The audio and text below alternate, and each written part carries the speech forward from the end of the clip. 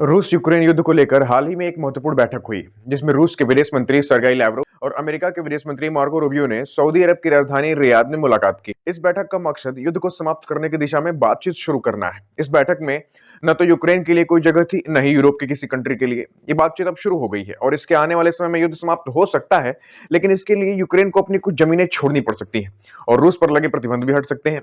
अब सवाल यह है कि कौन सा देश इस युद्ध में सबसे ज्यादा नुकसान उठाएगा। जाहिर है, यूक्रेन की अपनी जमीन, पैसे और सैनिकों की जान गंवानी पड़ी। दूसरी ओर अमेरिका ने यूक्रेन को जितना पैसा दिया, उतने पैसे से यूक्रेन ने अमेरिकी कंपनियों से हथियार खरीदे और इससे अमेरिका को अपने डॉलर वापस मिल गए और उन्हें कोई सैनिक भी नहीं भेजना पड़ा। बिना एक सैनिक मारे रूस युद्ध में कमजोर हो गया और अब ट्रंप यूक्रेन से 50% खनिज संपदा मांग रहे हैं युद्ध में मदद करने के बदले में। हालांकि यूक्रेन ने इस मांग को अस्वीकार कर दिया है, लेकिन यह देखना दिलचस्प होगा कि ये कब तक मना करते रह पाएंगे।